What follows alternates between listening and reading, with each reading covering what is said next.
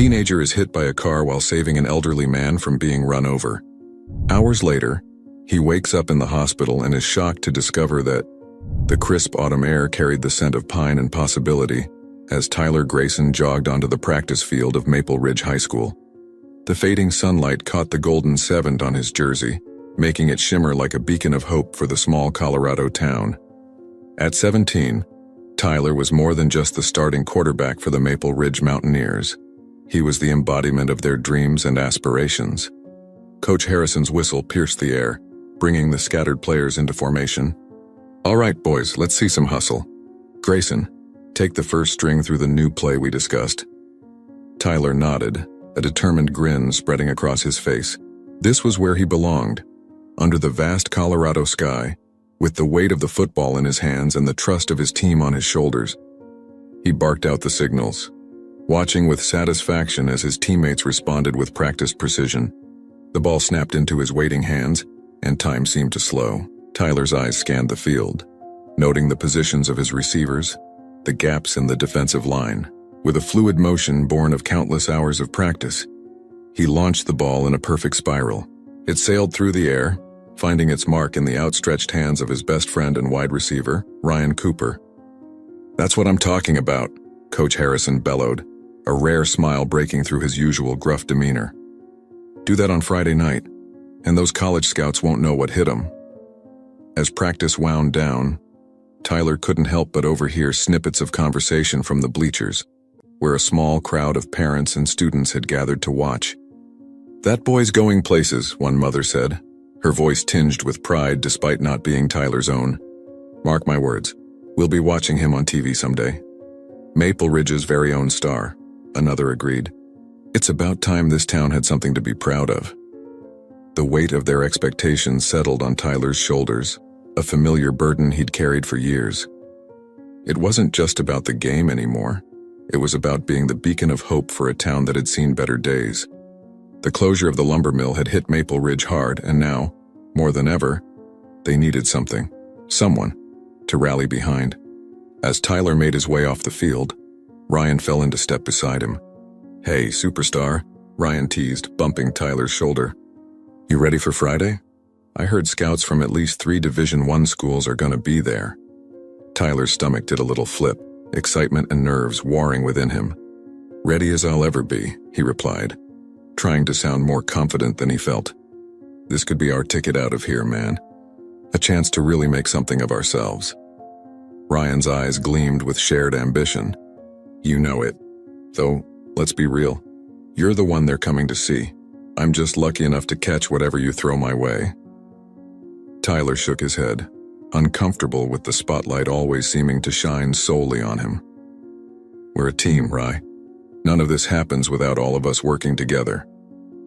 As they neared the locker rooms, Tyler spotted a familiar figure waiting by the edge of the parking lot. Mr. Whitaker, Maple Ridge's oldest resident and self-appointed town historian, waved enthusiastically at him. "Another spectacular practice, Tyler," the old man called out, his voice quavering with age but no less enthusiastic. "You remind me of my own glory days, you know, though I dare say you've got an arm I could only have dreamed of." Tyler jogged over, a genuine smile spreading across his face. There was something about Mr. Whitaker's unwavering support that always lifted his spirits. "Thanks, Mr. Whitaker. Will you be at the game on Friday?" "Wouldn't miss it for the world, my boy," Mr. Whitaker replied, his rheumy eyes twinkling. "You're writing a new chapter in Maple Ridge's history, and I intend to witness every moment of it." As Tyler bid goodbye to Mr. Whitaker and headed for the locker room, he couldn't shake the feeling that he was standing on the precipice of something monumental. Friday's game wasn't just about impressing scouts or winning a high school championship. It was about carrying the hopes of an entire town on his shoulders, about proving that dreams could still come true in a place like Maple Ridge.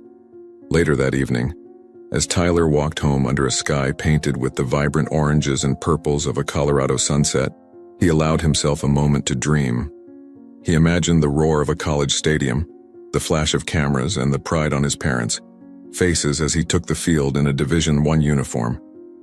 It was so close he could almost taste it. Lost in his reverie, Tyler almost missed the sight of Mr. Whitaker struggling with a heavy bag of groceries, attempting to cross Main Street as the traffic light changed. Without a second thought, Tyler quickened his pace, intent on helping the old man safely across. He never saw the car that ran the red light, its driver distracted by a buzzing phone. Tyler's world exploded into a cacophony of screeching tires, blaring horns, and a sickening thud that seemed to echo through his very bones. In that split second before pain and darkness engulfed him, a single devastating thought flashed through Tyler's mind. What about Friday? Then, there was nothing but silence and the fading dreams of Maple Ridge's golden boy. The rhythmic beeping of medical equipment was the first thing Tyler Grayson heard as consciousness slowly returned to him. His eyelids felt heavy, refusing to open at first. When they finally did, the harsh fluorescent lights of the hospital room made him wince. Tyler. Oh, thank God. His mother's voice, thick with worry and relief, came from somewhere to his left. He felt her warm hand clasp his own, squeezing gently. Mom. Tyler's voice was hoarse, barely above a whisper. He tried to sit up but immediately regretted it as pain shot through his left leg. What happened? His father's face came into view, lines of concern etched deeply around his eyes. You're in the hospital, son. There was an accident. You pushed Mr. Whitaker out of the way of a car, but... His father's voice trailed off, unable to finish the sentence. The memories came flooding back in a rush. The screech of tires, the blaring horn, the sickening impact. Tyler's heart began to race, the beeping of the heart monitor accelerating in tandem. My leg, he croaked, fear evident in his voice. How bad is it? The silence that followed was deafening. Tyler's eyes darted between his parents, desperate for reassurance. Instead, he saw shared glances of worry and hesitation. Tyler, his mother began, her voice gentle but trembling. Your left knee, it's been badly damaged. The doctors had to perform surgery to repair the ligaments. The world seemed to tilt on its axis. Tyler closed his eyes, willing this to be a nightmare he could wake up from. But the pain in his leg, dull but persistent even through the haze of medication, was all too real. The game, he whispered, opening his eyes again. What about Friday's game? The Scouts, his father shook his head slowly. I'm sorry, son. Football. It's going to have to wait. The doctors say your recovery will take at least a year, maybe longer. The words hit Tyler like a physical blow. A year, maybe longer. In that moment, he saw his dreams crumbling before his eyes. The scholarships, his ticket out of Maple Ridge, the chance to make something of himself. All of it slipping away because of one split-second decision. No, Tyler said, his voice rising. No, that can't be right. There has to be something they can do. I can't lose everything because of this. His outburst was met with sympathetic looks from his parents, which only fueled his frustration. They didn't understand, how could they? They hadn't been on the cusp of achieving everything they'd ever worked for, only to have it ripped away in an instant. The days that followed blurred together in a haze of pain, both physical and emotional. Tyler endured a revolving door of visitors, teammates, coaches, seemingly half the town of Maple Ridge. Their words of encouragement and praise for his heroism fell on deaf ears. He didn't feel like a hero. He felt broken, lost, and increasingly angry at the unfairness of it all. Ryan was a constant presence, spending hours by Tyler's bedside, trying to keep his spirits up with jokes and stories from school. But even his best friend's unwavering support couldn't pierce the dark cloud that had settled over Tyler. You should have seen Coach Harrison at practice yesterday, Ryan said one afternoon, perched on the edge of Tyler's hospital bed. He was like a bear with a sore head, kept yelling at the second-string quarterback to be more like Grayson. Poor kid looked like he was about to cry. Tyler managed a weak smile, but it didn't reach his eyes. Guess they'll have to get used to life without me, he said bitterly. Ryan's face fell. Come on, man, don't talk like that. You'll be back before you know it. This is just a setback. A setback? Tyler scoffed. Ryan, wake up, my knee is wrecked. The Scouts have probably already forgotten my name. By the time I'm healed, if I even heal properly, it'll be too late. We'll be graduating, and I'll be the has-been who never was. Tyler, that's not true. You can't give up. Just go, Ryan, Tyler interrupted, turning his face away. I'm tired. I need to rest. He heard Ryan sigh heavily before the sound of retreating footsteps signaled his departure. As soon as the door closed, Tyler let the tears he'd been holding back fall freely. The weight of his shattered dreams pressed down on him, threatening to suffocate him entirely. It was in this state of despair that Mr. Whitaker found him the next day. The old man hobbled into the room, leaning heavily on a cane, his face a mask of guilt and gratitude. "Tyler, my boy," Mr. Whitaker said softly, "I can't begin to tell you how sorry I am. If I had been more careful—" "Don't," Tyler cut him off, his voice flat. You don't need to apologize. It was my choice." Whitaker nodded slowly, taking a seat by Tyler's bed. "A choice that saved my life. You're a hero, Tyler. This town will never forget what you did." Tyler laughed humorlessly. "A hero, right. Some hero I am, lying here useless while my future goes up in smoke. Now you listen here, young man," and Mr.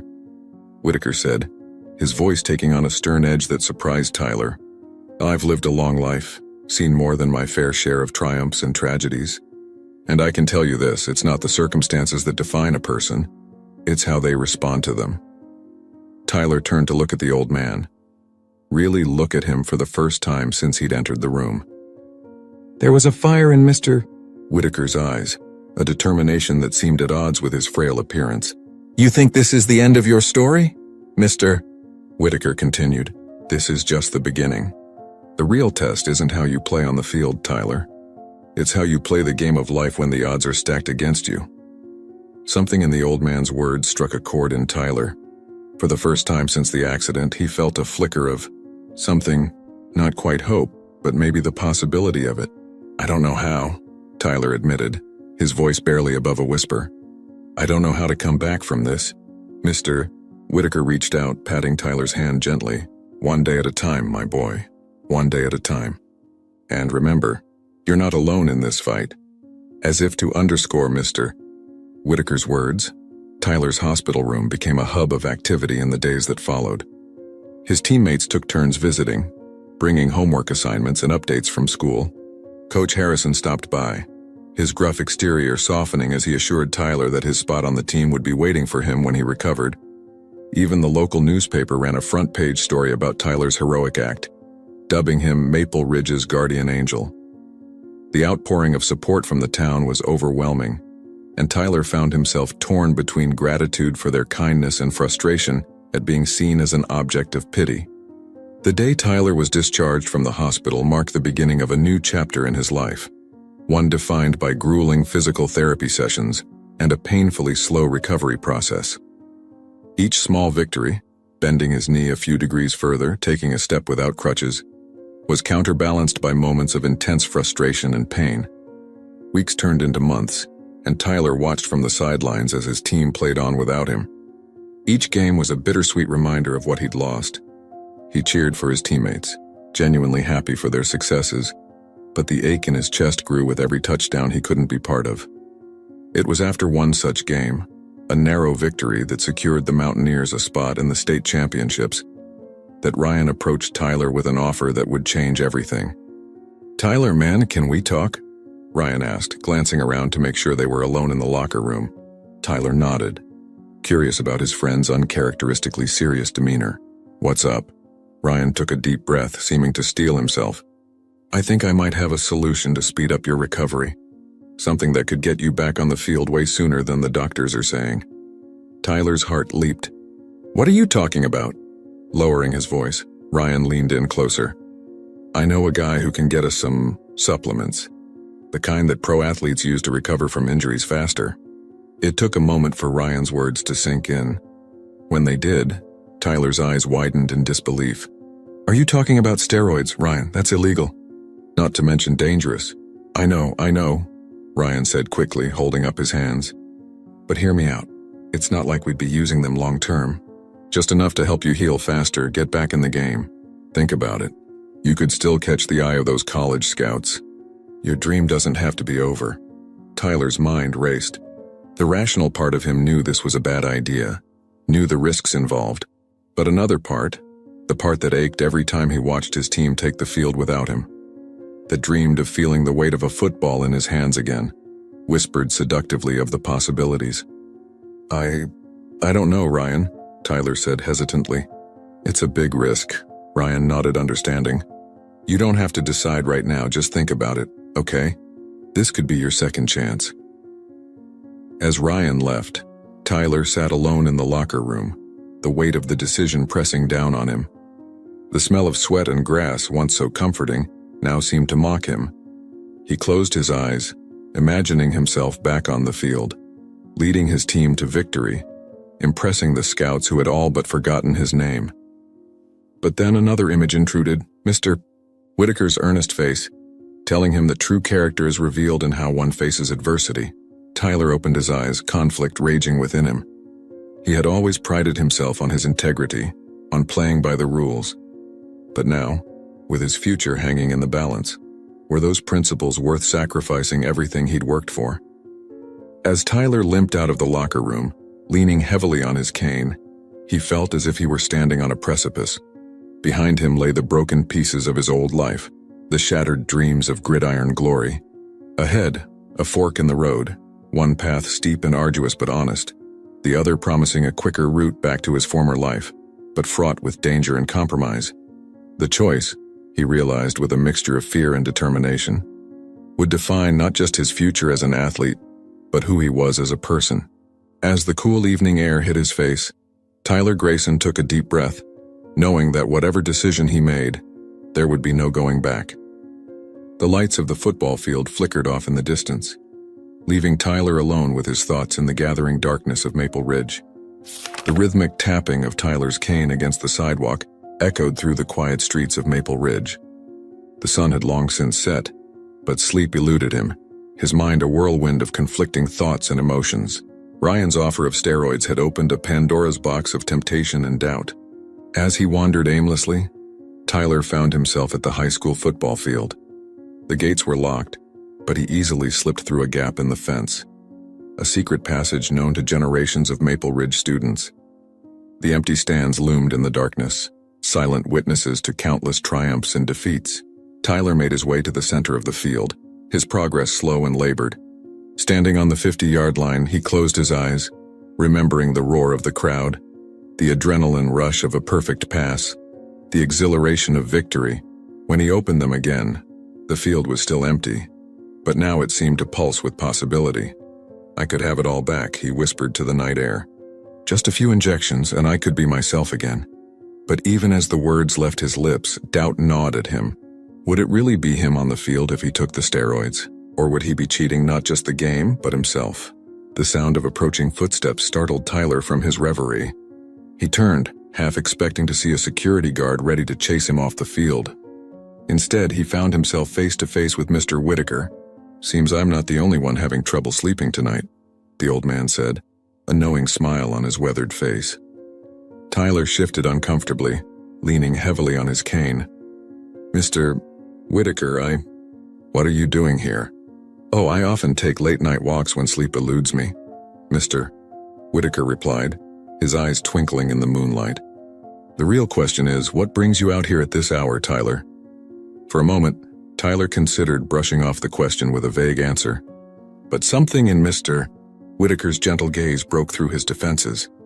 Before he knew it, words were spilling out of him like a dam bursting. I don't know who I am anymore, Tyler confessed, his voice cracking. Everything I was supposed to be, it's all gone. And now I have a chance to get it back. But I don't know if I can live with myself if I take it. Mr. Whitaker listened silently, his expression one of deep understanding. When Tyler finished, the old man gestured to the nearby bleachers. Why don't we sit down? These old bones of mine aren't what they used to be, and I suspect you could use a rest too. As they settled onto the cool metal seats, Mr. Whitaker turned to Tyler with a seriousness the young man had never seen before. Tyler, I think it's time I shared something with you. A story I've never told anyone in Maple Ridge. Intrigued, despite his inner turmoil, Tyler nodded for Mr. Whitaker to continue. You see, when I was about your age, I wasn't so different from you, Mr. Whitaker began, his voice taking on a distant quality as he delved into his memories. I was the star of my high school track team, with dreams of Olympic gold medals dancing in my head. My whole future seemed laid out before me, bright and shining. Tyler listened, captivated. He had never imagined Mr. Whitaker as anything other than the kindly old man he'd always known. But then, during my senior year, disaster struck, Mr. Whitaker continued. I developed a stress fracture in my foot. The doctor said I'd recover, but not in time for the state championships, my last chance to impress the college scouts. A chill ran down Tyler's spine at the eerie parallels to his own situation. I was desperate, Mr. Whitaker admitted, shaking his head at the memory. And then, like a devil whispering in my ear, an older teammate offered me a solution: anabolic steroids. He promised they'd help me heal faster, make me stronger than ever. Tyler's breath caught in his throat.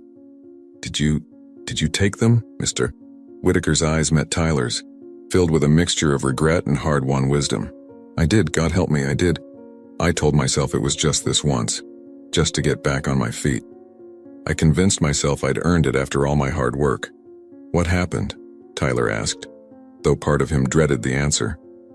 At first it seemed like a miracle, Mr. Whitaker said. I healed faster than anyone expected. I was back on the track in no time, running faster than ever. I won the state championship, got my college scholarship, everything I'd dreamed of. He paused, taking a deep breath before continuing. But it came at a cost, Tyler. A cost I'm still paying to this day. The steroids.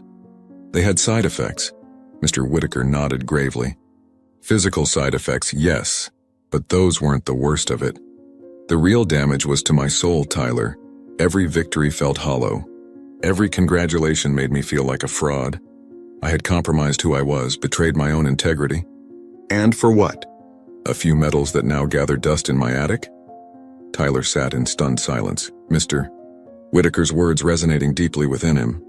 But surely people understand, Tyler argued weakly. If it was just to recover from an injury, do they? Mr. Whitaker challenged gently. Ask yourself this, Tyler. If you took those steroids, would you feel comfortable telling your parents? Your coach, the college scouts? Or would you carry it like a secret shame, always wondering if your achievements were really your own? The questions hit Tyler like a physical blow.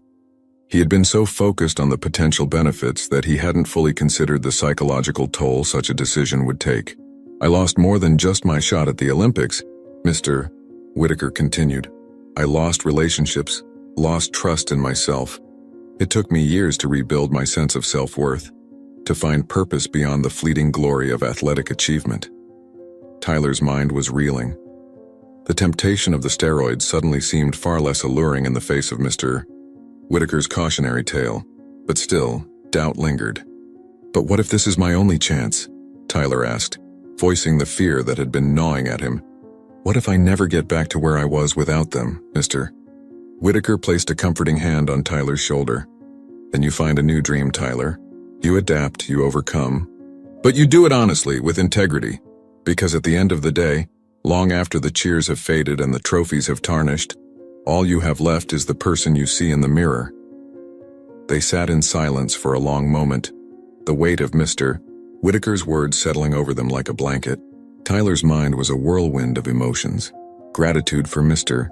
Whitaker's honesty, shame at having considered compromising his values, and a glimmer of something he hadn't felt in a long time: hope.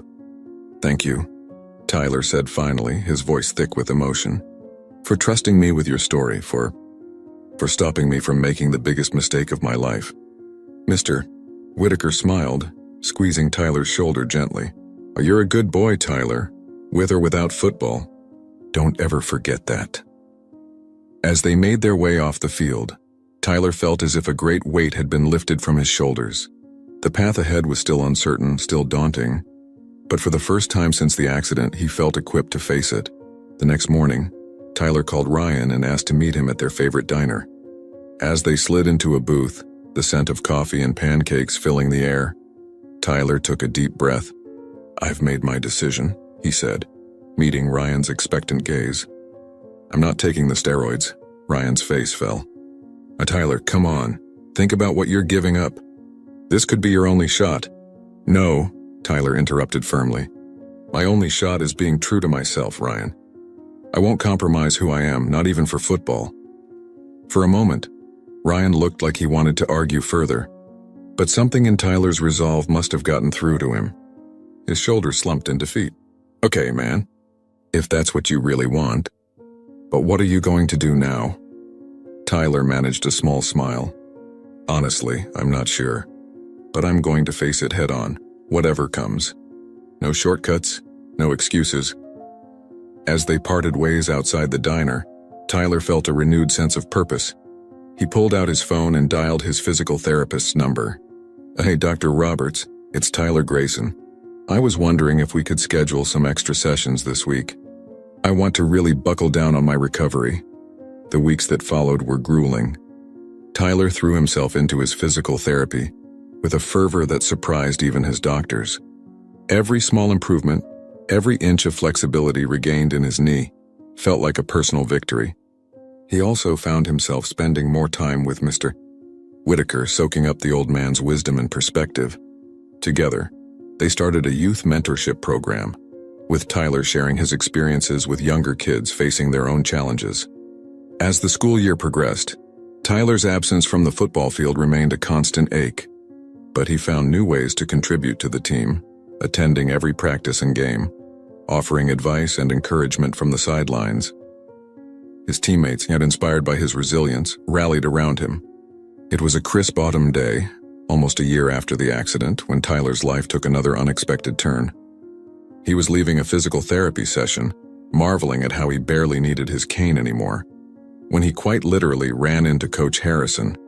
"Grayson!" the coach exclaimed, steadying Tyler. "Just the man I wanted to see. Got a minute?" Curious, Tyler nodded, following Coach Harrison to his office. As they settled into chairs, the coach leaned forward, his expression serious. "Why, Tyler, I'm not going to beat around the bush. Your recovery has been nothing short of remarkable. Dr. Roberts tells me you're making progress faster than anyone expected." Tyler nodded, a spark of hope igniting in his chest. Yes, sir. I've been working hard." "I can see that," Coach Harrison said, a hint of pride in his voice. "Now, I know we're nearing the end of the season, and you're probably thinking your chance has passed. But I've been talking with the team, and well, how would you feel about suiting up for our last game?" Tyler's heart skipped a beat. "Are you serious? But I haven't played in over a year." "I'm not in game shape. You let me worry about that," Coach Harrison interrupted. "You wouldn't be starting, of course. But having you on the field, even for a few plays, Tyler, it would mean the world to this team, to this town." Emotions welled up in Tyler's throat, threatening to overwhelm him. This was everything he had been working towards, dreaming of. But doubt still nagged at him. "Coachy, I appreciate the offer, but I don't want any special treatment. If I can't earn my place, hold it right there," Coach Harrison said, holding up a hand. "This isn't charity, Grayson. You've more than earned this with your dedication, your leadership from the sidelines, your refusal to give up. You're an inspiration to this team, Tyler. Having you on that field for our final game, it's a statement. A statement about resilience, about the power of community, about never giving up." Tyler sat back, stunned. He thought of all the long hours of therapy, the nights he'd spent doubting himself, the temptation he'd resisted. And now here was an opportunity he'd thought lost forever. "Okay," he said finally, a grin spreading across his face. "I'm in." The news spread through Maple Ridge like wildfire. Tyler's return to the team became the talk of the town. His teammates welcomed him back with open arms, and even his old rivals on other teams sent messages of support. The day of the final game arrived, and the atmosphere in Maple Ridge was electric. The stands were packed, with seemingly the entire town turning out to witness Tyler Grayson's return to the field. As Tyler stood on the sidelines, helmet in hand, he caught sight of Mr. Whitaker in the stands. The old man gave him a thumbs up, his face beaming with pride. Next to him sat Ryan, who had become one of Tyler's biggest supporters in the past year. With 5 minutes left in the fourth quarter, and the Mountaineers down by 4 points, Coach Harrison turned to Tyler. "All right, Grayson, this is it." As he stepped onto the field for the first time in over a year, the crowd erupted in cheers. The roar was deafening, but to Tyler, it all faded into the background. His focus narrowed to the feel of the turf under his cleats, the weight of the helmet on his head, the familiar tension in his muscles as he crouched behind the center. The ball snapped into his hands, and time seemed to slow. Tyler dropped back, his eyes scanning the field. His knee, once a source of constant pain, now moved smoothly as he evaded a rushing defender. He spotted an opening and, with all the strength and precision he could muster, launched the ball downfield.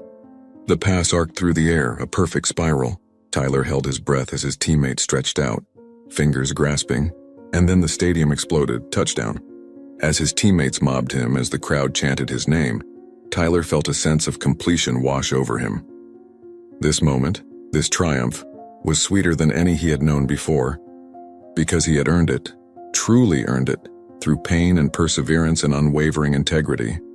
In that moment, on that field, Tyler Grayson was more than just a football player.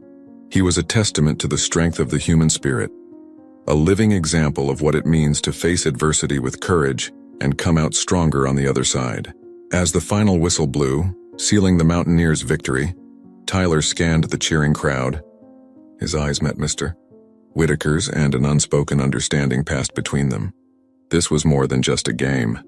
It was redemption, resurrection, and the start of a new chapter. Tyler raised his helmet high, basking in the glow of his greatest victory, not just on the field but over his own doubts and fears.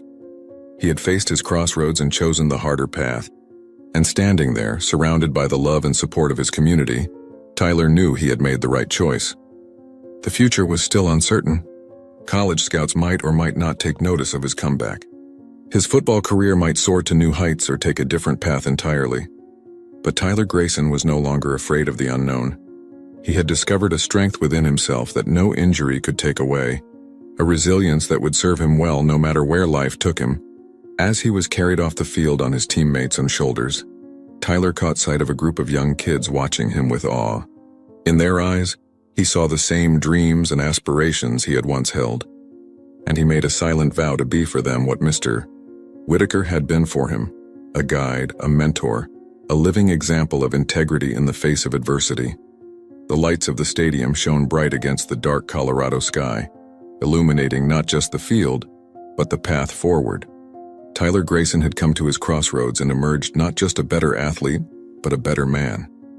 And in that moment, under the lights of Maple Ridge, that was the greatest victory of all. You ready? Tyler nodded, his heart pounding. The weeks following Tyler Grayson's triumphant return to the football field were a whirlwind of activity and emotion.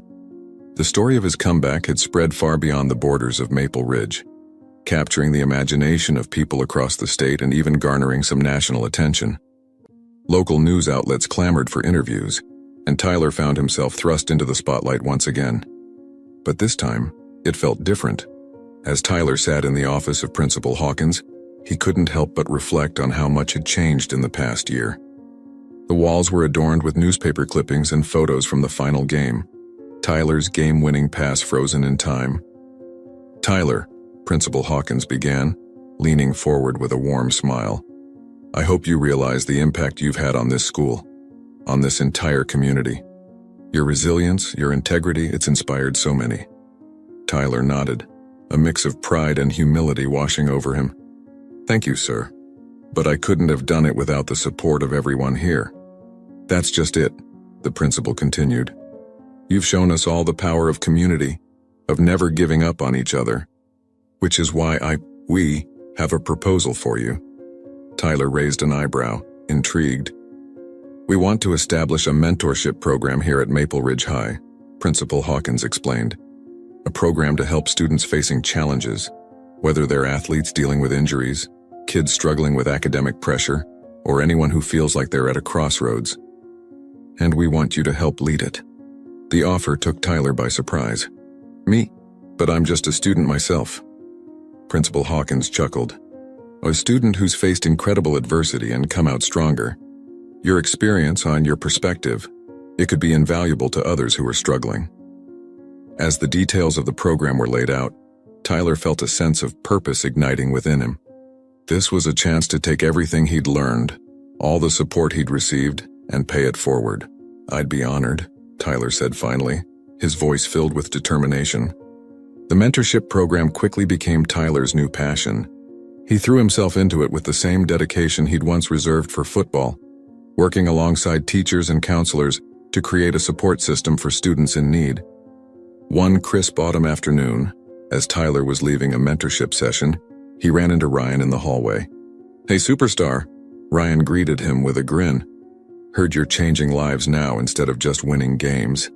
Tyler laughed, falling into step with his friend. "I'm trying, at least. How about you? Ready for the big game this weekend?" A shadow passed over Ryan's face. "Actually, that's what I wanted to talk to you about. I've been thinking a lot about what you said, about integrity and all that." Tyler listened intently as Ryan confessed that he'd been considering using performance enhancers to improve his chances of getting scouted. "But then I saw you, man. Saw how you came back, how you stuck to your principles. It made me realize I don't want to take shortcuts either." Pride swelled in Tyler's chest, not for himself, but for his friend. "That's a big decision, Ryan. I'm proud of you." As they parted ways, Tyler marveled at the ripple effect of choices. His decision had not only changed his own life, but was now influencing others to make better choices too. The mentorship program flourished under Tyler's guidance. Students who had once felt lost or overwhelmed found a safe space to share their struggles and work towards solutions. Tyler's own experience became a powerful tool, showing others that setbacks didn't have to define them. One day, as Tyler was wrapping up a session with a sophomore struggling with anxiety, he noticed Mr. Whitaker waiting for him in the hallway. "Mr. Whitaker," Tyler greeted him warmly. "What brings you to our neck of the woods?" The old man's eyes twinkled. "Can't an old-timer check in on his protege? I've been hearing great things about this program of yours." As they walked together, Mr. Whitaker filled Tyler in on the latest town gossip before his tone turned more serious. "You know, Tyler, watching you these past months, it's given an old fool like me hope. You've taken your second chance and turned it into something beautiful." Tyler felt a lump form in his throat. "I couldn't have done it without you, Mr. Whitaker. Your story, your guidance, it changed everything for me." Mr. Whitaker patted Tyler's arm affectionately. "We all need a little help sometimes, my boy. The true measure of a man is what he does with that help." As they reached the school's exit, Mr. Whitaker paused. "Oh, I almost forgot. This came for you at the community center." He handed Tyler a large envelope. Tyler's heart skipped a beat as he recognized the logo on the envelope. It was from State University, one of the colleges he'd dreamed of attending before his injury. With trembling hands, Tyler opened the envelope and began to read. His eyes widened as he took in the words. They want me to come for a visit," he said, his voice barely above a whisper. "Not for football, but they're interested in my work with the mentorship program. They have a scholarship for students who've demonstrated leadership and community impact." Mr. Whitaker's face split into a wide grin. "Now that's something, isn't it? Seems to me like you've found a new playing field, Tyler, one where you can make an even bigger difference." As the reality of the opportunity sank in, Tyler felt a surge of emotions, excitement, nervousness, and a profound sense of gratitude. This wasn't the future he had originally envisioned for himself, but somehow it felt even more meaningful. I never thought," Tyler began, his voice thick with emotion. "When I was lying in that hospital bed, I thought everything was over. But now," Mr. Whitaker squeezed his shoulder, "now you're just getting started, my boy. Just getting started." As they walked out into the crisp Colorado afternoon, Tyler's mind raced with possibilities. The path ahead was different from what he'd once imagined, but it was no less exciting.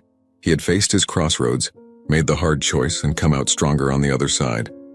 Tyler looked back at the school building, thinking of all the lives he'd touched, and all the lives yet to be impacted. He had found a new purpose, a new way to lead and inspire.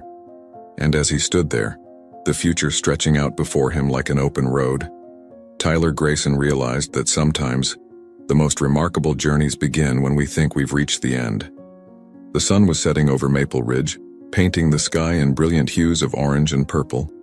As Tyler and Mr. Whitaker made their way down the quiet street, their conversation filled with plans and possibilities, Tyler felt a sense of peace settle over him. He had faced his greatest challenge and emerged not just intact, but transformed.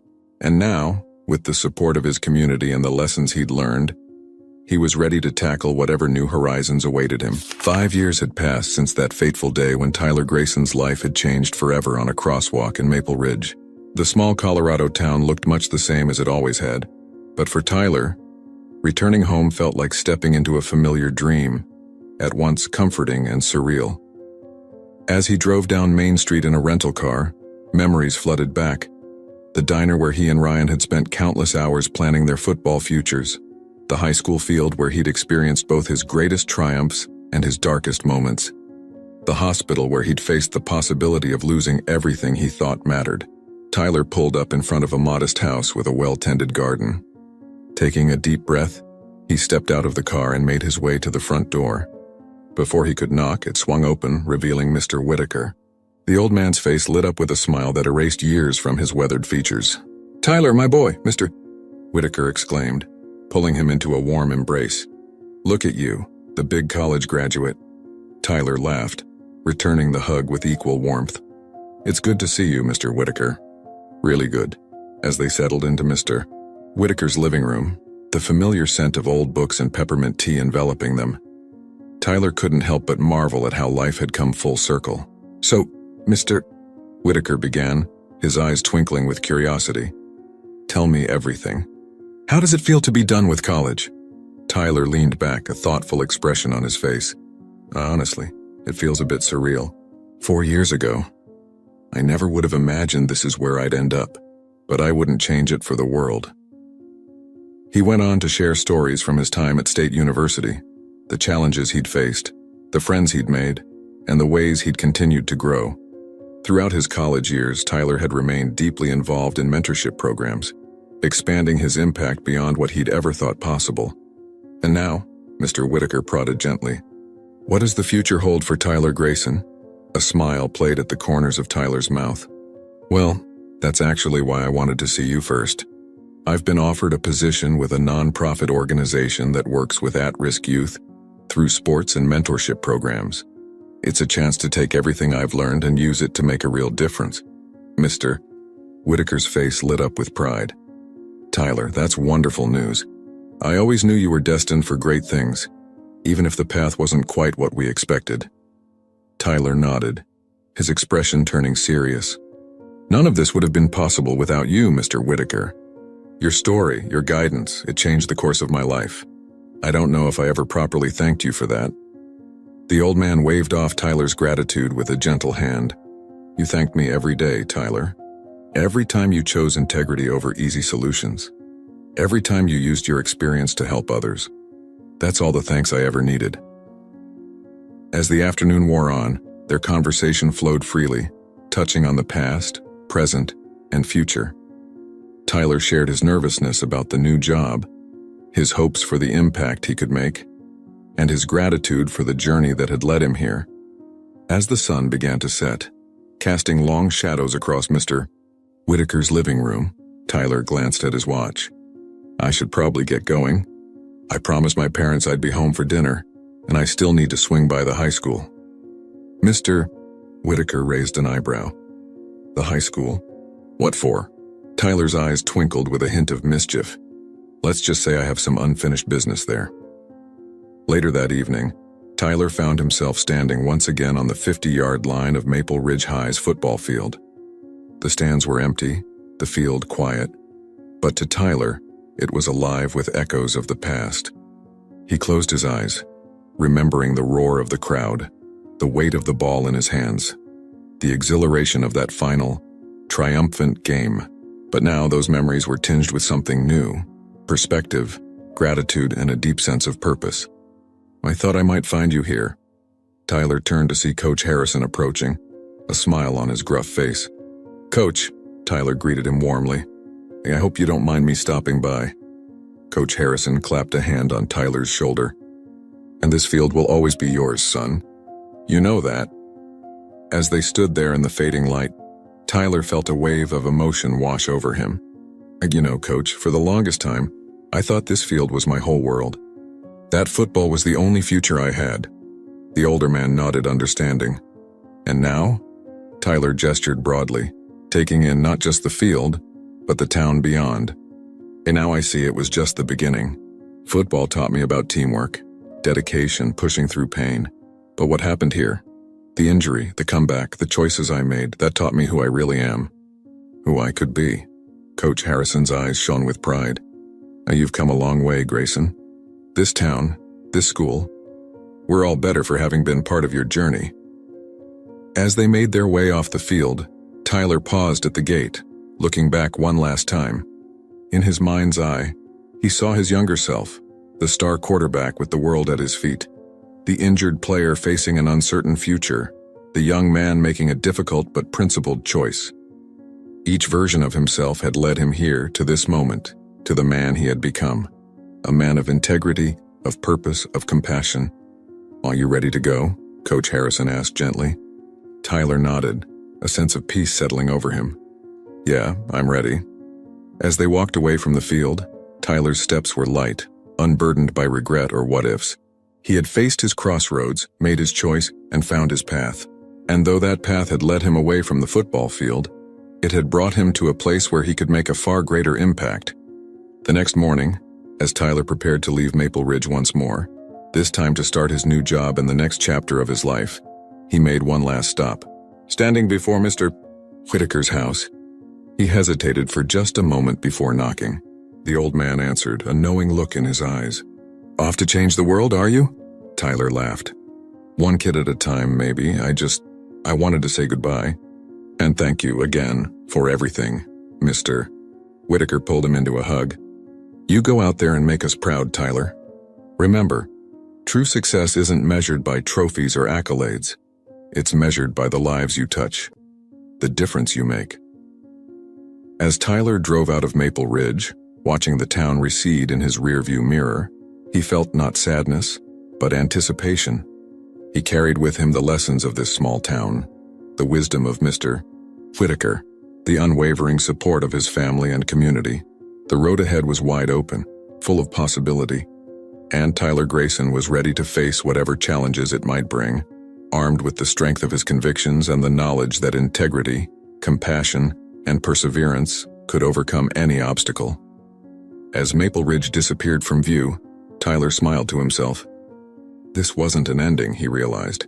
It was a beginning, and the best was yet to come. Mother finds her 11-year-old son covered in bruises and takes him to the emergency room. Upon examination, the doctor says, "Call 911 immediately."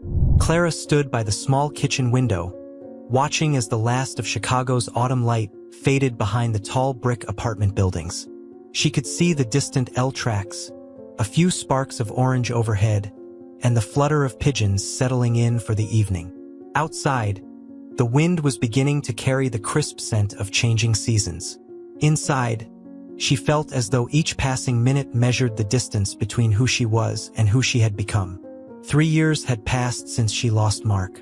Her late husband, an American she met through friends at a small cafe downtown, had been the anchor of her world. Clara, originally from Colombia, had come to the United States with dreams as big and luminous as the Chicago skyline. Mark's gentle nature and unwavering kindness had nurtured her through the challenges of adjusting to a new culture, a new language, and a different pace of life.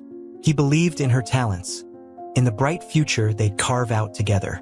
But fate intervened one winter night in the form of an icy highway and a drunk driver. He was taken from them before Mateo, their son, could fully understand just how extraordinary his father was. Now Clara lived in a cramped 2-bedroom apartment on the city's west side. The building's paint was peeling, and the radiator clanged at odd hours, but it was what she could afford after her savings had dwindled, forcing her into difficult decisions. The toughest decision, perhaps, had been marrying Robert. On paper, Robert seemed like a chance at stability. An American with a decent job, a steady income, and a willingness to provide for both her and Mateo. At first, Clara believed Robert genuinely wanted to help them. Over time, however, she noticed how he used his support as leverage, his voice a gentle but persistent reminder that without him, she and Mateo would be in dire straits. He never raised a hand at first, only a brow or a tone, making her feel indebted, helpless. Clara sighed and turned from the window. She glanced at the small wooden table that doubled as their dining area, where Mateo carefully arranged his schoolbooks. At 11, he carried himself with a quiet intensity that reminded her so much of Mark. He had Mark's eyes, warm and blue, and a gentle smile that rarely appeared these days. Mateo's shoulders slumped a bit, and Clara knew how he felt. Out of place, tense, aware that this home did not quite feel like one. "Did you finish your reading assignment, mi amor?" Clara asked softly, stepping closer.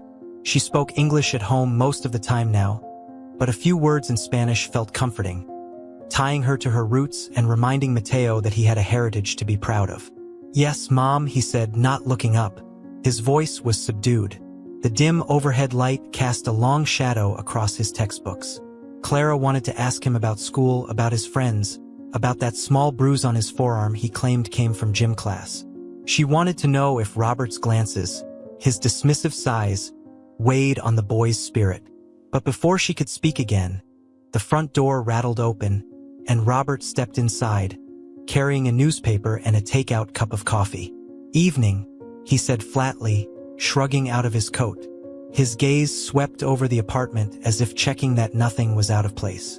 Though he had lived with them for over a year, Clara often felt as though he were an inspector rather than a husband. She offered a timid smile, and he nodded back, barely acknowledging Mateo. Mateo turned slightly, careful not to meet Robert's eyes.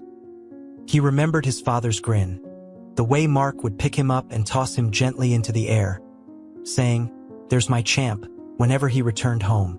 In his mind's eye, Mateo flashed back to a summer morning in their old home, before the accident. He saw his father kneeling beside him on the living room floor, showing him how to lace up his first pair of soccer cleats. Mark's laughter echoed like distant music as he corrected Mateo's messy knots, patiently guiding him. The memory felt warm, bright, and fleeting. Back in the present, Robert placed the newspaper on the table and cleared his throat. "Clara," he began, his voice measured, "I talked to Mr. Jenkins today. He might have a job for you at his cousin's cafe. A bit more stable hours than what you're working now, but you'll need to impress him." Clara nodded, biting back the urge to say she'd like to choose her own opportunities without his intercession. She needed the income, and Robert knew it. "Thank you," she said softly, wishing her voice didn't sound so small. Robert turned toward Mateo. "Boy, finish up. Lights out early tonight. Got it?" His tone carried a subtle edge, as if daring Mateo to complain. Mateo didn't dare. He simply nodded, his fingers gripping the edge of his textbook. Clara watched him, her heart twisting. She knew this wasn't how Mark would have wanted them to live. If he were alive, he would have shielded them, cherished them. Now Clara had to find that strength herself. Outside, the sound of distant sirens and the hum of passing trains filled the silence. Inside, Clara made herself a promise. She would find a way to give her son the love, safety, and respect that Mark would have offered. She would find a way to break free from Robert's quiet tyranny. But for now, she had to be patient to gather her courage. She couldn't show weakness, not yet. As the night fell fully over Chicago, mother and son retreated into their own silent corners. Both carried memories of better times and the faint hope that, somehow, they could rediscover that warmth in a city that felt suddenly colder than ever. The next morning brought a faint glow of pale light through the thin curtains, and Clara rose quietly, careful not to wake Mateo. It was early, too early, in fact, but sleep had eluded her. She busied herself in the kitchen, boiling water for coffee and recalling how Mark used to greet the day with a hopeful smile. In those days, before the tragedy, they would sit together by their modest living room window, sipping coffee and talking about the future. She remembered his strong hands folded around a ceramic mug and his calm voice encouraging her English. "You'll get there," he'd say with a soft laugh. "This city can be tough, but we'll carve out our place." Back then, Chicago had seemed like a promise, not a test. Now, as steam curled above the kettle, she looked around at the cramped apartment and wondered if Mateo would ever feel truly at home here. She poured herself a small cup, inhaling the aroma, and tried not to think about Robert just yet. She could still feel his presence lingering in the air, a gravity well of judgment and expectations that she could never quite fulfill. She'd attempted to show her gratitude. After all, he kept a roof over their heads. But something in his tone, in his stance, always left her feeling lesser than. Within half an hour, she heard Mateo stirring. He emerged from his room dressed in his school uniform, a plain polo shirt and khakis. The bruise on his arm was fading, but Clara noticed how he still moved as though protecting it. At 11, he was thin and a touch shorter than some of his classmates, but quick-witted and bright. He offered her a small nod and settled into a chair at the table, dropping his gaze to his breakfast. A piece of toast, half a banana. Clara offered him a gentle smile. "Did you sleep well, Mijo?" she asked softly. Mateo shrugged. "I guess." He sipped a glass of water. Clara knew there were questions unasked and feelings unspoken. She recalled Mark's face again, his kind blue eyes that Mateo had inherited, and heard his voice whispering through memory. "When he's quiet, he's thinking, Clara. Give him a chance to find his words." She tried to follow that advice, waiting to see if Mateo would volunteer more. Before he could, the doorknob rattled. Robert stepped out of the bedroom, tie half knotted, hair still damp from a shower. He surveyed them both. "Clara," he said, "don't forget to call Mr. Jenkins's cousin today. Name's Lisa. She'll expect you at the cafe after your shift ends. I set it up. Make sure you dress decently." His tone hovered between a favor and a command. Clara managed a nod, feeling her shoulders tighten. Yes, I will." He corrected her Spanish words less often now, but she could sense the impatience when she slipped. Robert sat down, took her coffee without asking, and drank. She thought of objecting, but what would that achieve? Confrontation rarely helped. Instead, she quietly poured herself another cup, pretending not to mind. Mateo finished breakfast and hurried to gather his backpack. Standing by the front door, he said nothing, just waited, expecting Clara to accompany him. Since the accident, she insisted on walking him the few blocks to school. Even though the neighborhood was relatively safe, she couldn't shake the worry that something else would be taken from them. As they stepped into the crisp morning air, the street was already humming with activity. Cars navigated potholes, neighbors ambled to bus stops, and a distant siren wailed, fading into the depths of the city. Mateo walked with purposeful strides, but Clara sensed his mind was elsewhere. Gently, she touched his shoulder. "About your father," she ventured, unsure where the words would lead. "I know you miss him." Mateo's lips tightened. He had dreamed of Mark last night, his father kneeling beside him at a soccer field in the suburbs, back when they had a house and laughter came easier.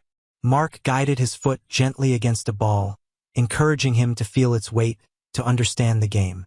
"Focus, kiddo," Mark said in the memory. "Your mind and your feet have to work together." Waking up from that vision felt like losing his father all over again. "I do miss him," Mateo said quietly. He did not look at Clara, but he slowed his pace. "I remember him so clearly sometimes, like he's still here."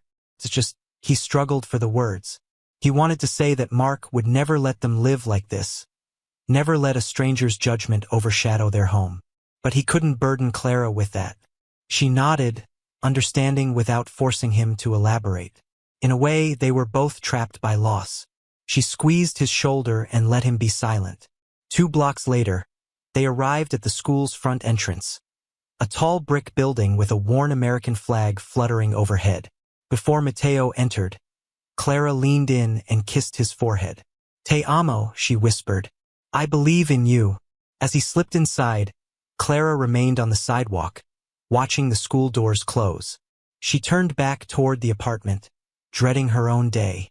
She would work her shift at the busy diner she currently called her job, then race to meet Lisa. Another step, another concession. Even so, Clara knew that if she could regain control over her own life, perhaps she could restore a bit of what Mark had hoped for them. On the walk back, she tried to conjure his voice again.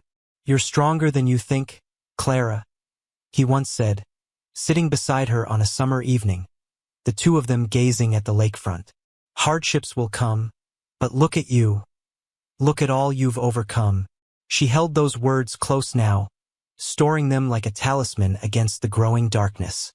If she was to protect Mateo, she would need all the strength she could muster. The sidewalk glistened with a thin layer of dew as Clara made her way back toward the apartment. the sounds of Chicago's morning chorus droning in her ears. Passing a small bodega, she caught her reflection in the front window. Her face looked more tired than she remembered, hollowed out by worry. She paused, pretending to check for something in her purse, and considered how much longer she could go on like this. Mark had always believed in her resilience, and she clung to that thought now. He wouldn't have wanted her to feel so cornered. Back in the apartment, Robert had left for work, the faint smell of his aftershave lingering in the stuffy air. Clara exhaled, relieved to have a moment alone. She tidied the kitchen, cleaned the mug he'd abandoned, and then made herself a second cup of coffee. This time, savoring the warmth as it spread through her chest. She would need the energy. Her shift at the diner started in less than an hour. Dressing quickly, Clara chose a simple blouse and comfortable slacks. She brushed her long dark hair into a neat ponytail. Before leaving, she checked the small corkboard by the door, where she kept the important numbers. There, pinned next to a utility bill, was the name Lisa Jenkins, scrawled in blue ink, and a phone number. Mr. Jenkins's cousin. She would meet Lisa after work, as Robert had arranged. Clara grimaced slightly, feeling the weight of his influence. Still, if this new job offered more stability, perhaps she could stand on her own feet again. Maybe that was how she would protect Mateo, by proving she didn't need Robert's strings attached. Outside, the morning had accelerated. Delivery trucks blocked the narrow side street, honking impatiently. Clara threaded through the sidewalks, navigating the familiar path to the diner where she worked. The place was small and old-fashioned, its sign peeling, but regular customers appreciated its cheap coffee and simple breakfast specials. Inside, the clatter of dishes and the murmur of conversation greeted her. "Morning, Clara," said Marisol, a fellow waitress and an immigrant from Mexico. She was older, mid-50s, with kind eyes and an easy laugh. "Busy day already." "We're short-handed, as usual." Clara offered a tired smile. "I'm ready," she said. Donning an apron, she stepped onto the floor and began taking orders. Over-easy eggs, burnt toast, black coffee refills. She moved quickly, efficiently, all the while thinking of Mateo. Was he paying attention in class, or drifting into the past, remembering Mark's voice? Around mid-morning, as a brief lull settled over the diner, Clara slipped into the tiny back office to take a breath. There, next to a stack of yellowed invoices, hung a curling photograph. Mark had once come by the diner when she first started working there. He'd taken a snapshot of her smiling behind the counter, proud of her progress with English and determined to support her independence. She remembered the way he said her name, rolling the R in Clara just right, making it sound both English and Spanish, perfectly blended. Marisol poked her head in. "You okay?" she asked, voice low and caring. Clara nodded, forcing a small smile. "Just thinking, I might have another job opportunity soon. Something more stable." Marisol gave her an encouraging squeeze on the arm. "That's good, Clarita. You deserve something better." She didn't pry, but Clara sensed Marisol understood more than she let on. In recent weeks, Clara had hinted that her home life wasn't easy. Marisol had offered no judgments, just gentle support. After her shift ended, Clara changed out of her apron and stepped outside. The air had grown warmer, the sun higher in the sky. She found a pay-as-you-go cell phone in her bag, something Robert had insisted on so he could reach her if necessary, and dialed Lisa's number. The voice on the other end was brisk but not unfriendly. Lisa agreed to meet at the new cafe they were opening near Logan Square. "Don't be late," she said, and Clara promised she wouldn't. As she made her way there, Clara thought of Mateo. School would let out soon, and he'd walk home alone unless she hurried. But this meeting could change their lives. She had to trust that Mateo was safe for a short time. Her heart clenched at the thought of letting him navigate the neighborhood alone. Mark would have driven him. Mark would have insisted on being there. She recalled a memory. A sunny afternoon at their old apartment, Mark helping Mateo with a math problem. "Take your time," he said, drawing numbers on scrap paper. "Rushing only makes it harder." Clara tried to apply that wisdom now. Rushing decisions wouldn't help, but neither would hesitation. She had to seize whatever opportunity came her way. Logan Square was livelier, with hip coffee shops and bookstores. The cafe Lisa mentioned was under renovation. A shiny new sign half-installed, sawdust on the sidewalk. Inside, Lisa waited near the register, arms folded. She was in her 40s, with sharp features and a no-nonsense air. As Clara stepped in, the smell of fresh paint mingled with that of brewed espresso. "You must be Clara," Lisa said, scanning her from head to toe. "Mr. Jenkins mentioned you might be interested in a position here. We'll need someone reliable, good with customers. You're bilingual, right?" Clara nodded. Lisa's eyes softened slightly. "That might be good. We want to attract a diverse clientele." Clara answered questions about her experience. She described her time at the diner, her willingness to learn, her attention to detail. Lisa listened, occasionally making a note on a clipboard. When they finished, Lisa offered a curt nod. "I'll call you with a decision soon. Maybe start part-time, see how you fit." Outside, Clara allowed herself a moment of cautious optimism. If this job panned out, she could earn a steadier income, maybe even afford a better place. One step at a time, as Mark used to say. She looked at the time and realized Mateo would be home soon. She needed to hurry. As she rushed back, weaving through late afternoon shoppers, Clara thought of her son's bright eyes and gentle soul. She had to keep going. For Mateo, for Mark's memory, and for herself. No matter how tired she felt, quitting wasn't an option. A new beginning hovered just out of reach, but maybe, just maybe, she could make it real. Clara hurried through the late afternoon streets, her steps quick and purposeful. The neighborhood had shifted subtly with the changing light. School children ambled home in clusters, holding crumpled worksheets.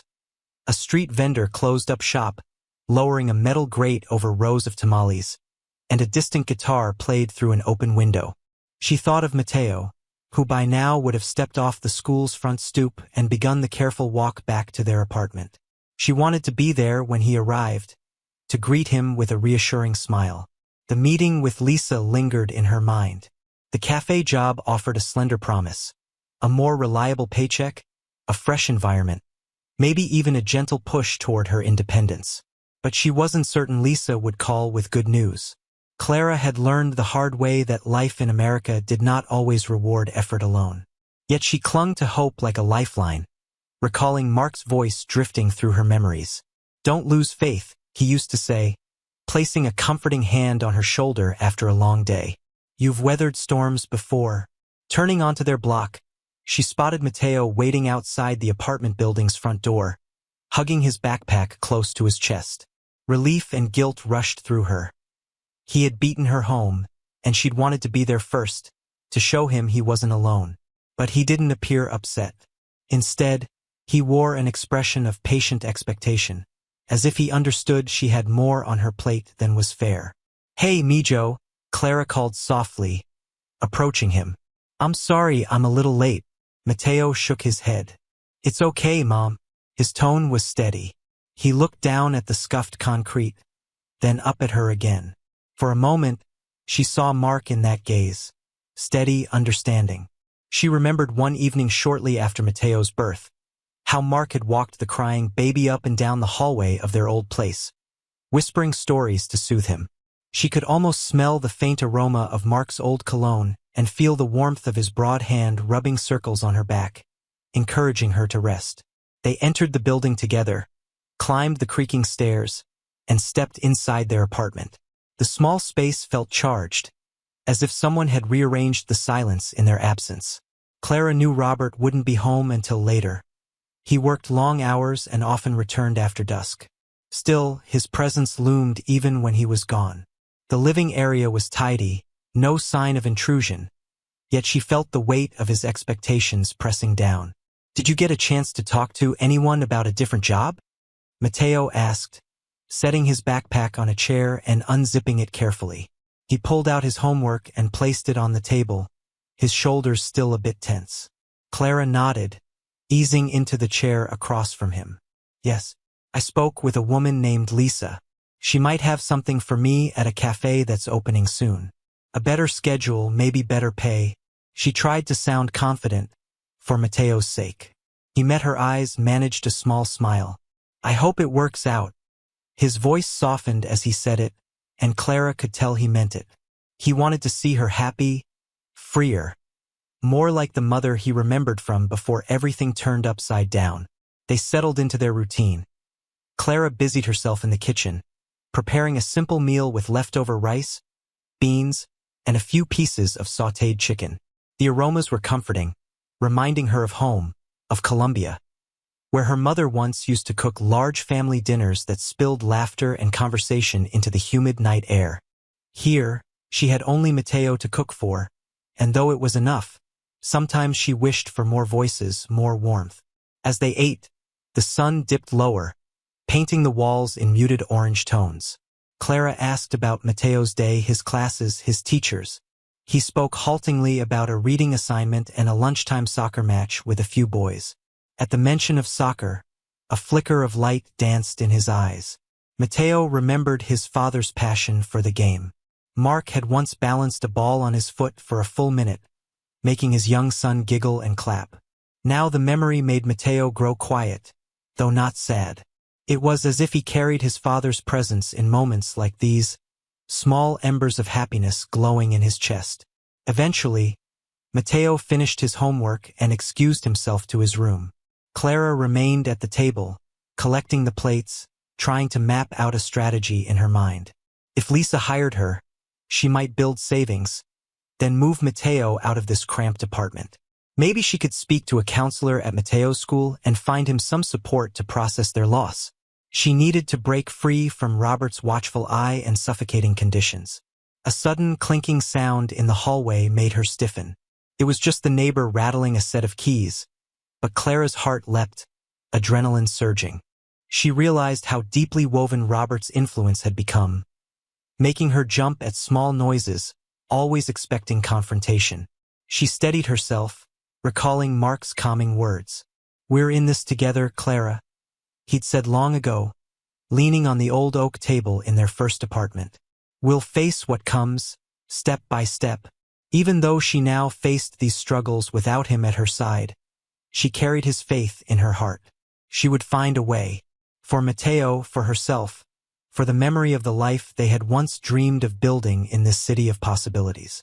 Clara hurried back from her evening shift, heart pounding against her chest. She hadn't meant to stay late at the diner, but a sudden rush of customers and a coworker calling in sick had forced her hand. Now, the autumn chill crept into her collar as she half-jogged down the sidewalk, dodging a cluster of teenagers on bikes and an older man rummaging through a bin of recyclables.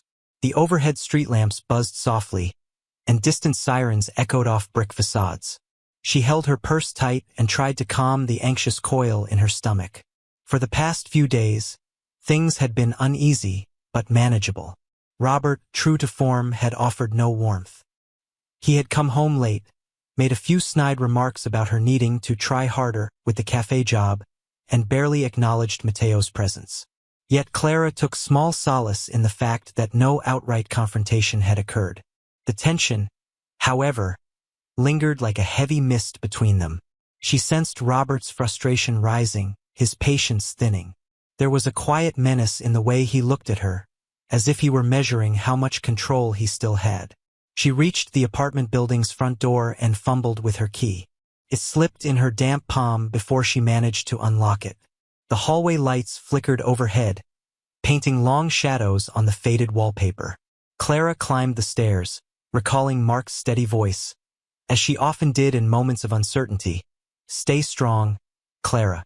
Show Mateo how resilient you are." She drew a trembling breath. Soon, with luck, Lisa would call about the cafe job. Soon, she might plan an escape, a small studio apartment, anything safer for her son. When she reached the apartment door, it was ajar just slightly. Clara's heart skipped.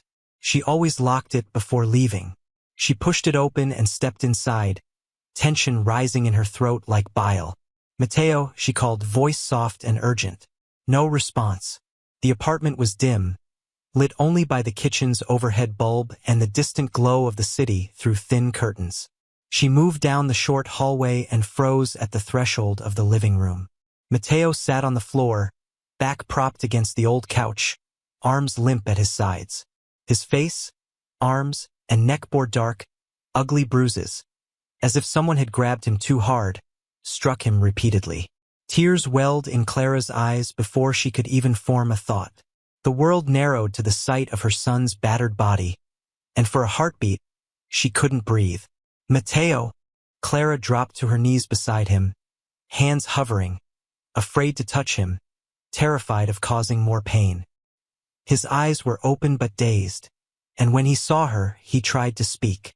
"Mom," he managed, voice shaking. "I'm sorry." "No, mi amor. No, you have nothing to be sorry for." Her words spilled out, choked with anguish. She ran her trembling hand lightly over his hair, checking him for fractures, trying to stay calm enough to think. What?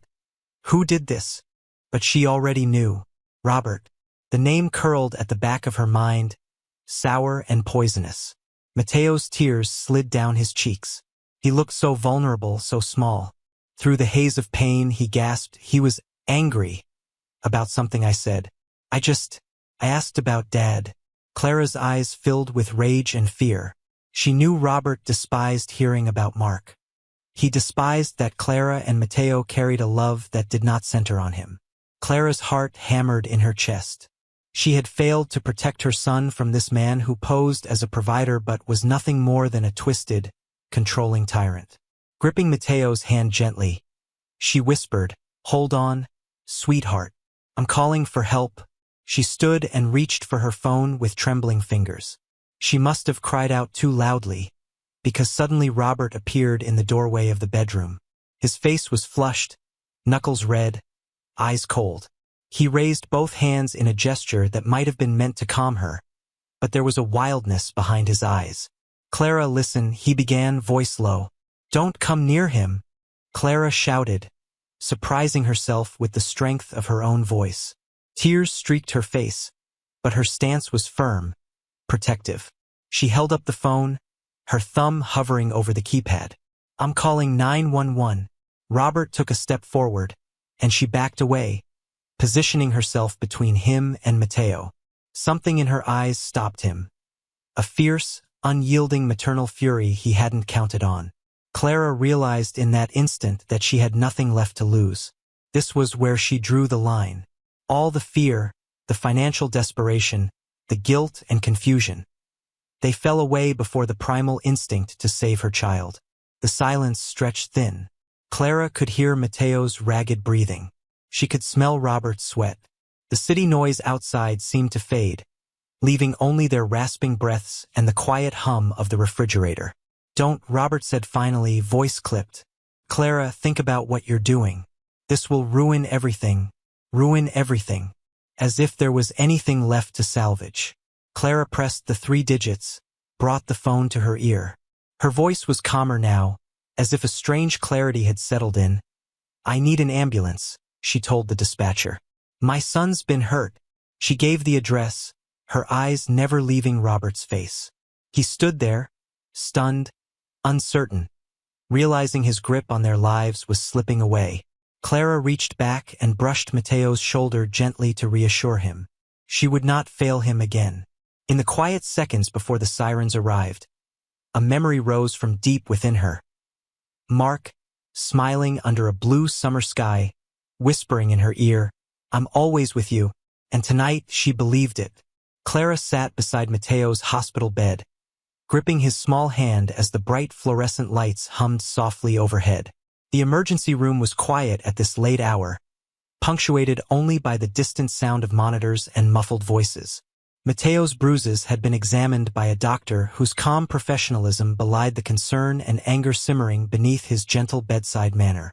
Now, a nurse stood in the corner, arms folded, eyes sympathetic. They had arrived in a blur of sirens and rush.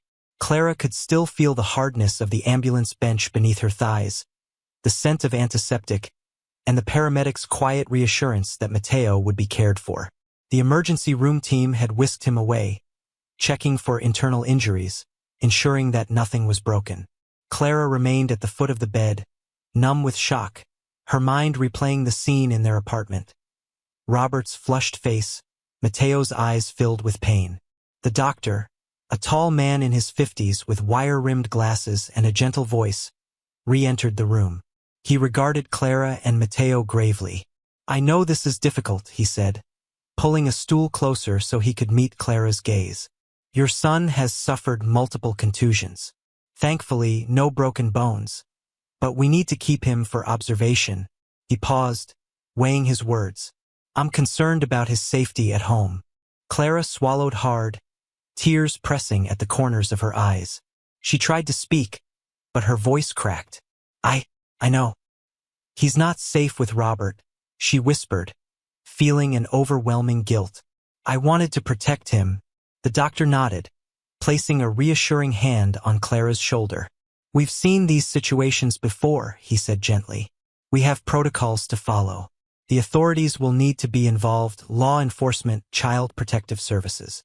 I cannot discharge Mateo until I'm sure he won't return to the environment that caused these injuries." A strange mixture of relief and fear coursed through Clara.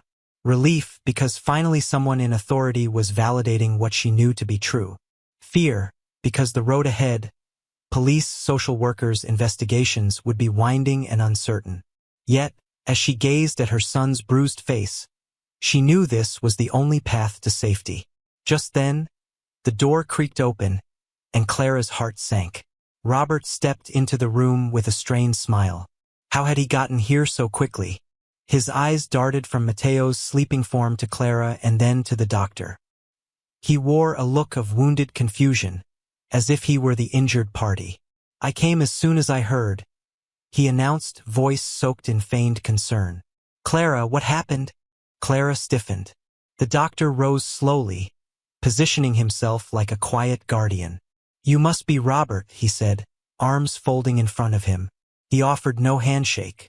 Robert nodded curtly. "Yes, I'm the boy's stepfather. This is a misunderstanding," he began, stepping closer to the bed. Clara noticed how he aimed his words toward the doctor, not toward her. "I know how this looks. Mateo is a good kid, but sometimes he gets into rough situations at school, and Clara, she's been under a lot of stress. It's possible she misunderstood what happened." Clara opened her mouth to protest, but the doctor raised a hand, calming her. His voice remained even, but there was steel underneath. "Mateo's injuries are consistent with physical abuse," he said, giving Robert a long, measured look. "We will be notifying the police and social services to intervene." Robert attempted a wounded chuckle. "Doctor, I understand you need to follow protocol, but I'm telling you, my boy got into a fight at school. Kid's roughhouse. Clara may be overreacting. She's not from here, you see, and sometimes she gets confused by how things work." Clara's jaw tightened. She thought of how Robert always used her background against her, implying that as an immigrant, she didn't understand American life or its rules. But the doctor merely tilted his head, unimpressed. "I've been practicing emergency medicine for over 20 years, mister." He trailed off, waiting for Robert to provide his last name. "Johnson," Robert supplied stiffly. "Mr. Johnson," the doctor continued, "and I assure you, I know the difference between a schoolyard scuffle and what I see here. Mateo's pattern of bruising, the locations of the contusions, these are not consistent with an accident or a childhood tussle." Robert's face darkened. He looked toward Clara, trying to appeal to her silently, as if to say, "Help me fix this," but Clara said nothing. She held Mateo's hand and remembered Mark's voice, a clear memory from years ago. "If anything ever happens, don't be afraid to stand up for what's right. You have courage, Clara, more than you know." She felt that courage now, solidifying inside her chest. "I'm afraid you'll need to wait outside," the doctor said calmly. "We'll need to speak with the authorities before any decisions are made. Mateo will be staying here for the time being." For a moment, Robert looked ready to protest further. His eyes narrowed. His smile vanished. But he must have realized his performance wouldn't work this time. The presence of the hospital staff, the unwavering determination in the doctor's posture. He was outnumbered. With a frustrated huff, he turned on his heel and stepped into the corridor. Clara could almost feel the tension draining from the room. The doctor glanced at her with quiet understanding. "We'll make sure he's safe," he said, nodding toward Mateo. "The police and a social worker will be here soon. You're not alone in this, Clara." Clara closed her eyes, letting the tears come at last, tears of relief and sorrow mingled. She pressed Mateo's hand gently, and though he slept, she hoped he sensed her resolve.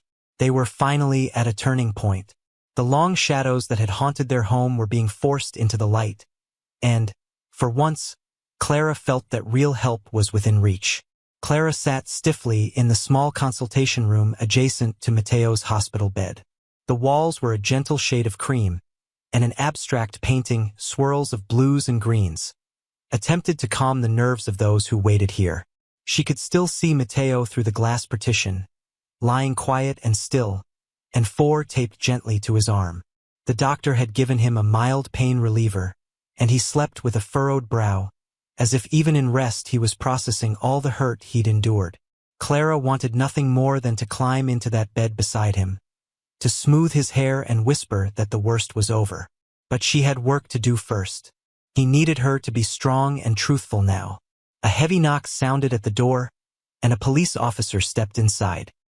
He introduced himself as Officer Daniels, tall, broad-shouldered, and middle-aged, with kind eyes that offset the stern lines of his face.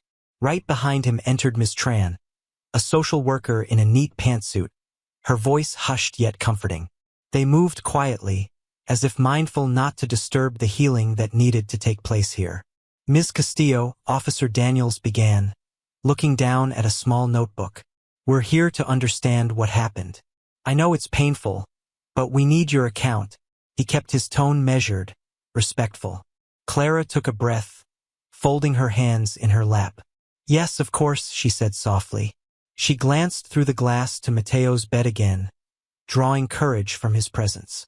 She told them everything. How Mark, her late husband, had died 3 years ago. How she tried to make ends meet, marrying Robert out of desperation for stability. She explained how Robert's behavior changed over time, how subtle remarks and controlling actions escalated into something far darker. Her voice trembled as she recounted arriving home tonight to find Mateo injured, how Robert claimed it was an accident, how she knew it wasn't true. Ms. Tran nodded, listening intently. The social worker's gaze was warm and direct. "Clara," she said when the story concluded, "you've done the right thing coming here. We'll make sure Mateo is safe. The hospital staff has documented his injuries. We'll also be exploring options to protect you both." Clara swallowed hard. She'd never felt so exposed, laying out her family's wounds before strangers. But these weren't strangers who judged her. Their expressions reflected sympathy and resolve. "What happens now?" she asked, voice barely above a whisper. Officer Daniels spoke first. "We'll take an official statement. We'll interview Robert as well and likely issue a protective order. We may bring charges if the evidence supports it. His attempts to explain this away won't hold water once we have medical reports and your testimony." He paused. "You may need to consider safe housing. A shelter, perhaps, or if you have a friend who can take you in temporarily." The idea of leaving the apartment, unstable as it was, unsettled Clara. But the thought of returning there with Robert free to come and go was unthinkable. She closed her eyes, remembering Mark's voice. A memory surfaced. A sunny afternoon in their old home, Mark teaching her how to drive on a quiet suburban street, reassuring her every time she hesitated at a stop sign. "You're doing great," he had said. "Be confident. You'll get where you need to go." Now, she needed that confidence more than ever, to navigate these unfamiliar roads without him. Ms. Tran gently placed a folder on the small table. "In here, we have information about local resources for victims of domestic violence," she explained, opening it so Clara could see a list of phone numbers and addresses. "The hospital's social work department can help arrange a temporary safe place for you and Mateo. Once Mateo is medically cleared, we'll ensure he's discharged into a safe environment only." Clara nodded. She felt as if she stood at the edge of a great chasm, ready to leap. On the other side waited an uncertain future, but at least she wouldn't be taking that leap alone this time. There were hands reaching out. Police, social workers, doctors, and she realized that her isolation had always been one of Robert's greatest weapons. Now that isolation was crumbling. A shadow flickered on the other side of the glass. Clara's pulse raced until she realized it was only the nurse adjusting Mateo's blankets. She turned back to Ms. Tran and Officer Daniels. "I'll do whatever it takes," she said, voice firming. "I can't go back to how we were living. Mateo deserves better." Ms. Tran smiled, a gentle curve of her lips. "That's what we needed to hear. We can help you find a shelter where you can stay until the legal steps are taken. You'll have support, counseling, legal advice, financial planning, and someone to talk to who understands what you've been through." Clara's chest tightened with gratitude. She remembered how she used to imagine the future with Mark. A cozy home, Sunday picnics in the park, Mateo growing up surrounded by love. She couldn't have that exact dream back. Mark was gone. But maybe she could build a new future that still honored his memory. She had to believe that. Officer Daniels stood, tucking his notebook away. "We'll speak with Robert now," he said. "We have officers in the corridor to ensure he doesn't cause any problems." Clara nodded, quietly thankful. She felt a soft trembling in her limbs, a relief mixed with terror and sadness. Life would never be the same, but perhaps that was a blessing.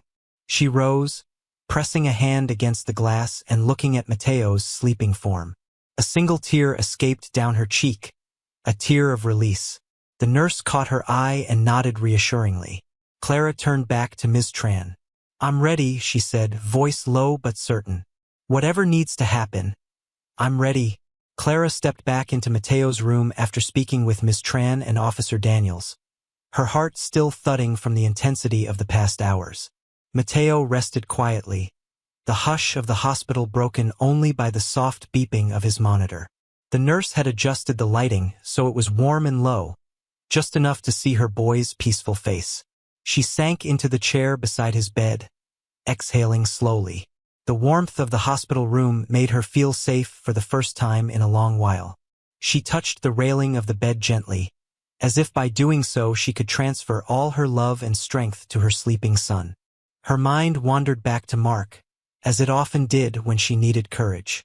She could picture him standing beside her now, tall and confident, maybe with that old University of Illinois sweatshirt he wore around the house. She remembered a time shortly before the accident, when Mateo was about 5. Mark had taken them both to the Lincoln Park Zoo. Mateo ran from one exhibit to the next, and Mark hovered protectively, ready to scoop him up at any moment. When Mateo tripped, scraping his knee, Mark knelt beside him, producing a colorful bandage as if by magic and placing it over the scrape with exaggerated care. "There," he said, ruffling the boy's hair. "All better." He turned to Clara then, smiling so warmly it erased every worry she carried. Now Clara faced a different type of hurt, one that no simple bandage would cure. But the memory gave her hope. If Mark could soothe bruised knees and frightened hearts, maybe she could learn to do the same. Maybe, with the help she was finally getting, she could rebuild their lives. A gentle knock sounded at the door. Miss Tran peeked inside, her posture calm and reassuring. "How is Mateo?" she asked softly, stepping in when Clara beckoned her closer. "He's resting," Clara said, keeping her voice low. "The nurse said he's stable. They're going to keep him overnight." Miss Tran nodded. "That's good. The more documentation we have, the easier it will be to ensure he's protected going forward." She paused, pulling a small notebook from her purse. "I spoke with a representative at a nearby women's shelter. They have space for you and Mateo once he's discharged. It's safe, staffed 24/7, and they work closely with legal advocates and counselors." Clara listened, relief blooming slowly in her chest. A new beginning, shaped by necessity but also by courage. "Thank you," she said softly. "I've been so frightened about how to leave, what would happen if I tried." Miss Tran gave her a kind, knowing look. "That's common. Abusers often isolate their victims, make them believe they have no options." She gestured toward Mateo. "But you're here now. You took the step. That takes immense strength, Clara." A lump formed in Clara's throat. She didn't feel strong. She felt hollowed out by fear and grief. Yet something about Miss Tran's words encouraged her. Maybe she had been strong, even when she thought she was weak. Strong enough to make it this far, strong enough to seek help. As if sensing Clara's uncertainty, Miss Tran placed a gentle hand on her arm. "Officer Daniels is speaking to Robert now," she continued. "We'll know more soon, but it's very likely a protective order will be granted quickly. That means he can't come near you or Mateo without facing legal consequences. From there, we'll work on more permanent solutions, custody arrangements, housing, financial stability." Clara nodded, wiping a tear before it could spill onto her cheek. The path ahead would be long. She knew. Court appearances, mountains of paperwork, difficult conversations. Mateo would need therapy and reassurance that none of this was his fault. She would need to build a life from the ground up, perhaps seeking a better job and studying in the evenings to improve her English and job prospects. It was daunting, but not impossible. "Thank you," Clara said again, voice firmer this time. "I'm grateful for all this help." Miss Tran gave a small, understanding smile and took a step back. "I'll check in later," she said. "Try to get some rest, Clara. We're taking care of the details. Right now, focus on Mateo." The door closed softly behind her. Clara rose from the chair and stood at the side of Mateo's bed. She took his hand carefully, mindful of the bruises. "You're safe now," she whispered in Spanish, her voice gentle. "I won't let him hurt you again." As if responding, Mateo stirred slightly, eyes fluttering.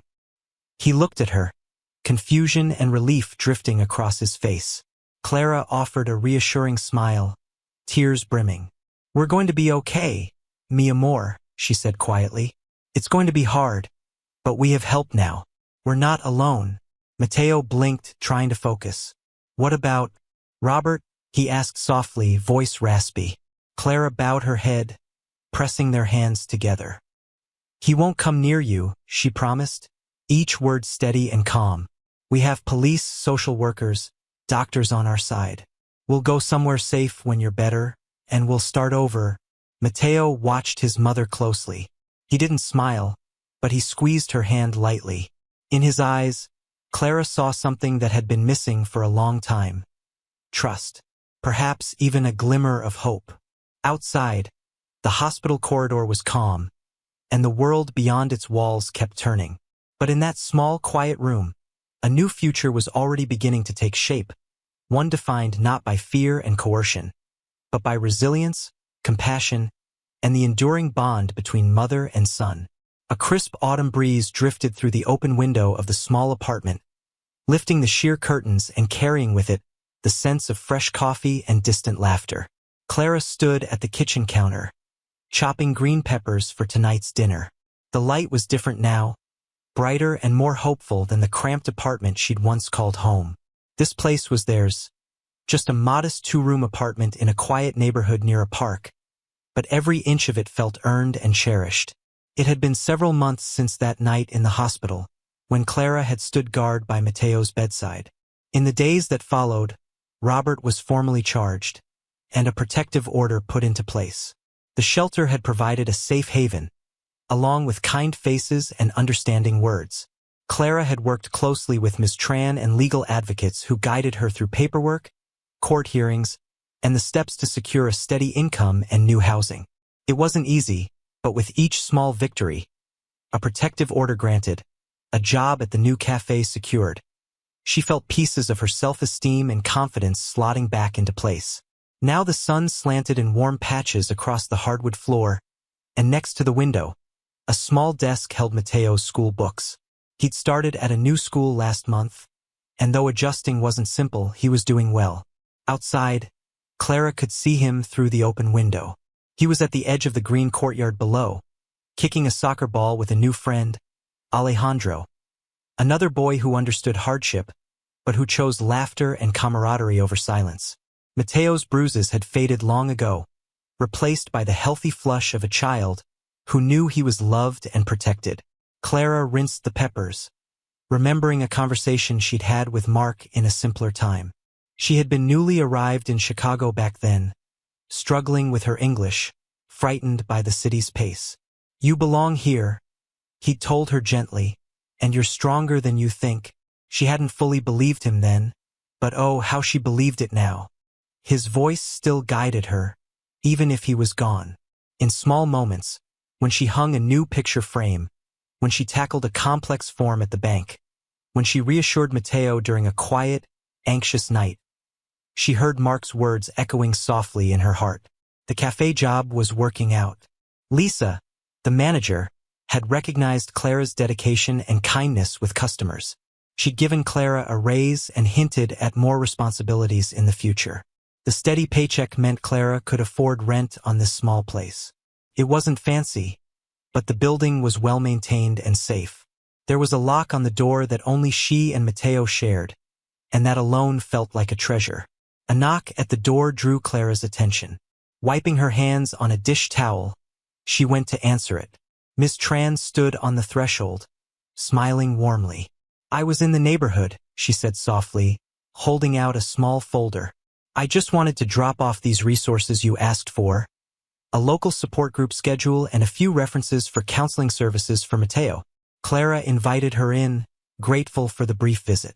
Miss Tran looked around at the tidy space, the cozy armchair by the window, and the few potted plants Clara had managed to keep alive. "This is lovely," Miss Tran said, sincerity shining through. "You've done so much, Clara." Clara offered her a seat. "We wouldn't be here without your help," she replied. "You and Officer Daniels, the staff at the hospital, everyone who reached out when we needed it. I never thought I'd get to this point." Miss Tran shook her head. "You got here because of your own courage. We just pointed you in the right direction." They chatted quietly for a few minutes, discussing Matteo's progress at school and Clara's plans to eventually take night classes to improve her job prospects. Miss Tran promised to stay in touch and left soon after, giving Clara a proud, parting nod. Clara turned back to the window just in time to see Matteo laugh, the sound carrying upward as he teased his friend, passing the ball skillfully between his feet. For a moment, the world slowed.